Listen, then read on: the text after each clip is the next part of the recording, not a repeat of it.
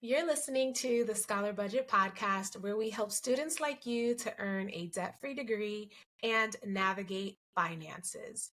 So, friends, listen, hear me out. Take a moment to realize that the truth is, if you create a goal and you really want to see that goal come to life, I know that many people can share many things that you can do, but I can only share with you what I know to be true.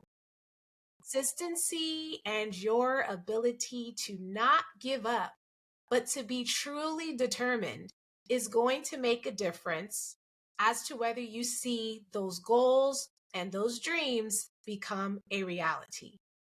So, in today's episode, we're going to talk about how you can use consistency and determination and your ability not to give up to help you secure multiple scholarships and earn a debt-free degree. You're listening to the Scholar Budget podcast, where we teach you how to earn a debt-free degree, grow your money, and claim every opportunity with your name on it. I'm your host, Raquel Bartoli. Let's jump right in.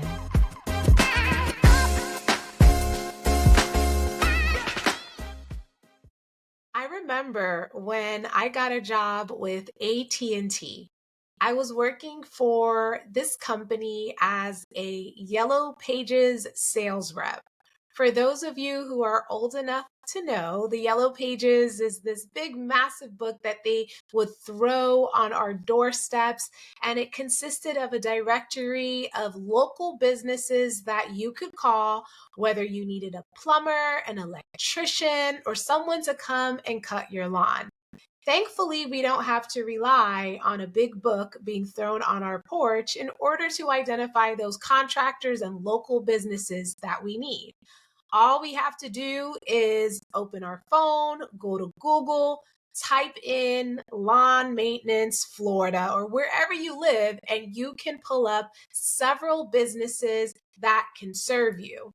But it's in that job working at AT&T for the Yellow Pages that I truly understood the power of consistency and not giving up. Because you see, as a telephone sales rep, my objective, my daily goal was to get into that building, pick up the phone, and call every single business that was assigned to me and to try to sell them advertising in this big yellow book. And back in those days, the internet was just kind of popping. It wasn't that big. I mean, there were websites, it was growing, but these people were familiar with the Yellow Pages. And so when I got on the phone with a person, I had to give it my all. I had to share why the Yellow Pages was so good for their business, how it was going to make them make more business, and why it was so important for their business not to just be listed with a name and a phone number and an address, but no, they needed a very large, big ad that would stand out amongst the competition in order to increase their sales. That was the conversation each and every time. And while this was one of the best jobs I could have ever had as a young adult, the rejection was real because I received more no's on each phone call than I received a yes. I literally had to go through no after no after no after rejection after rejection after rejection before I got a customer to say yes. I want to buy an ad in the Yellow Pages. Now, at the beginning of this journey, it was uncomfortable. It was not fun. I did not enjoy it, much like scholarships, right? You have to apply, you have to apply, you have to apply. You're probably going to get rejected, and it doesn't feel good.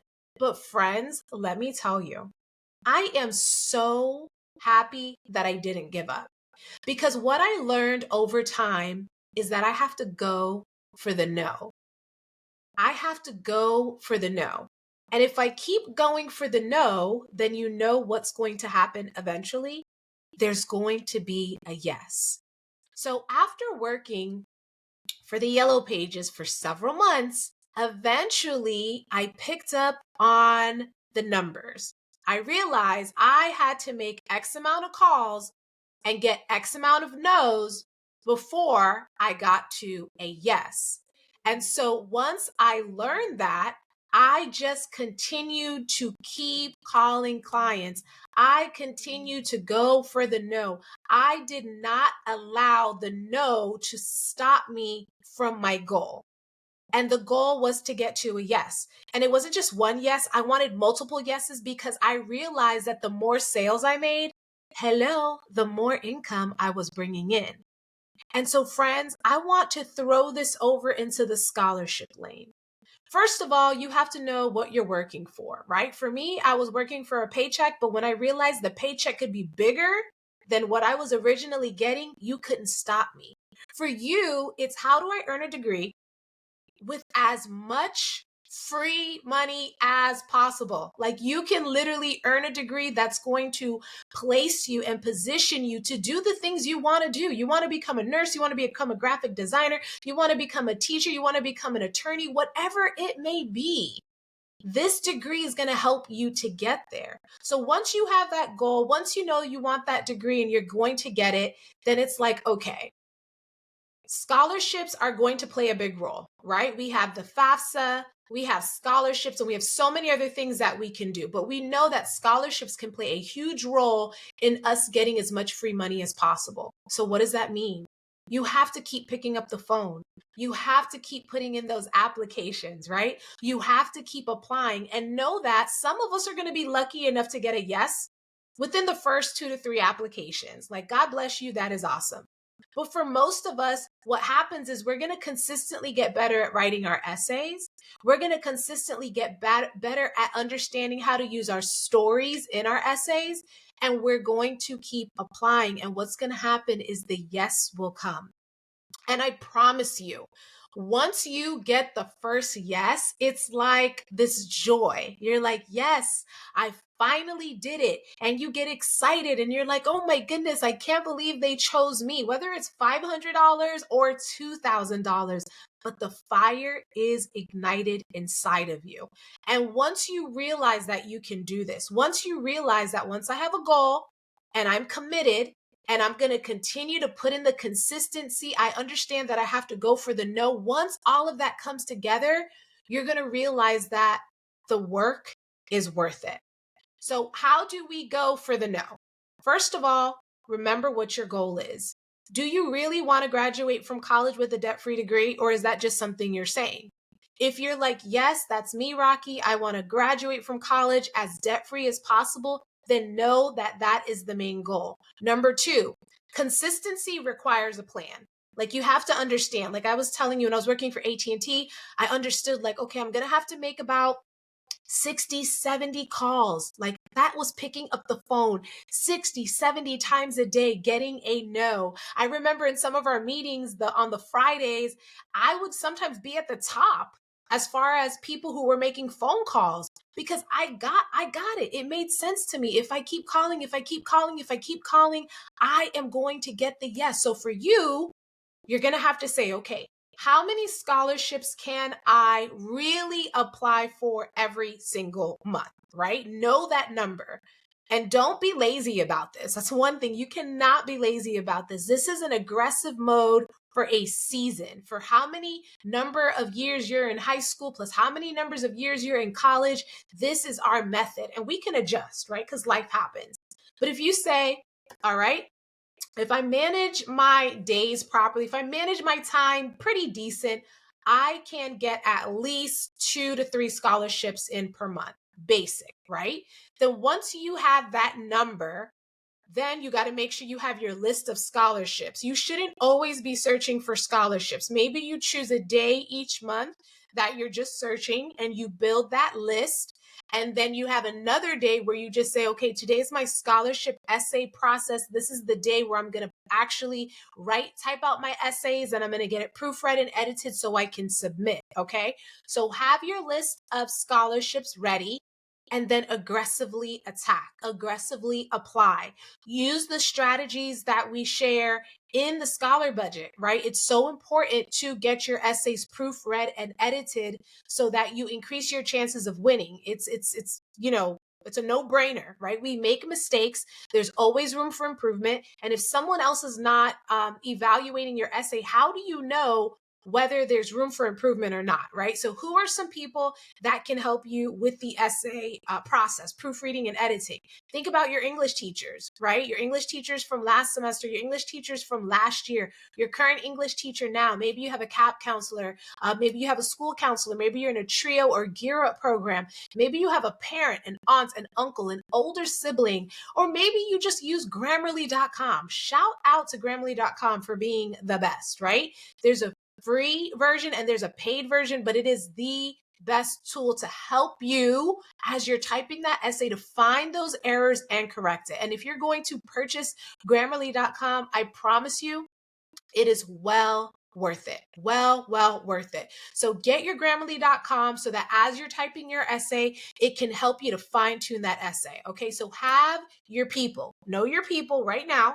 Who are your 3 or 4 people that you can reach out to help proofread and edit your essay? Then you want to make sure that if you have to get any letters of recommendation, we do that early and in advance. Don't wait until the last minute to get that letter of recommendation. If you're going to email your counselor, your teacher, your coach, your pastor, etc., we know people get busy. So you might have to send a follow-up email, right? If you email your counselor on a Monday, you haven't heard back by Friday, then the following Monday, guess what? I'm going to be sending out a follow-up email because I know my counselor is busy, right? And I'm not perfect and no one's perfect and we're not going to remember everything. So it's my responsibility to go back to that email, click reply and just say, hey, good morning, Miss Counselor. I know you're super busy. Just wanted to remind you to please do my letter of recommendation for the Coca-Cola scholarship or the Burger King scholarship or the local scholarship because I need to submit it by whatever date. And as a bonus, if you want to make life easier for your counselor, your coach, or whoever is writing that letter of recommendation, friends, please attach a copy of your resume. Even if your resume just has like volunteer stuff you've done, honor rolls you've received, clubs you're a part of, whatever it is, attach your resume because that's going to make it so much easier for whoever's writing your letter of recommendation to write it, okay? So I have my list. I'm building my list. I know what day or days I'm going to dedicate to getting my scholarships done. I have those days written down in advance. No one's bothering me. I'm shutting down, right? And then I know who I'm going to reach out to for my letters of recommendation and who's going to help me with the proofreading and editing of my essays.